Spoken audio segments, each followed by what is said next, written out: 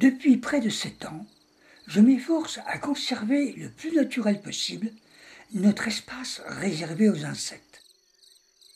Pas de pelouse destructrice pour les petites bestioles, mais de bonnes herbes folles qui produisent des fleurs utiles.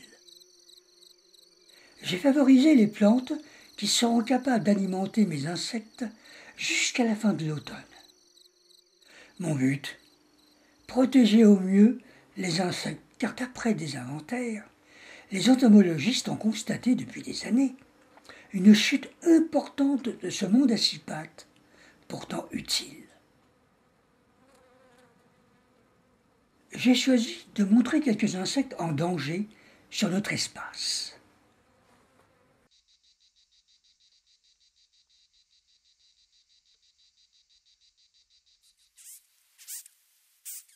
Coléoptères, punaises, papillons.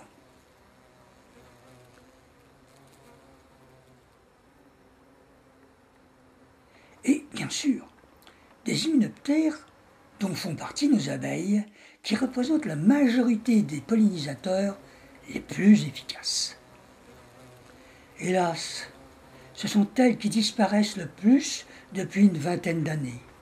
Et les entomologistes n'hésitent pas à nommer ce phénomène d'effondrement des pollinisateurs.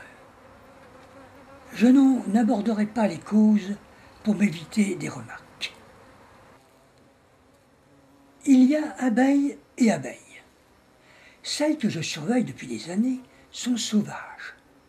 Leur ruche est située dans un arbre creux à quelques centaines de mètres de mes astères, qui donneront leurs dernières fleurs en octobre pour leur offrir du pollen.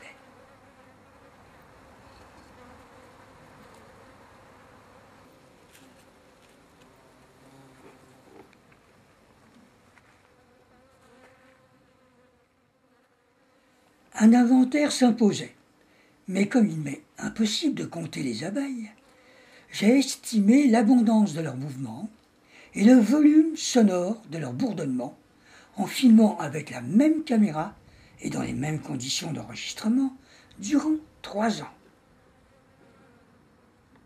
Ainsi, entre 2019 et 2021, je n'ai pas constaté de variation notable de leur population.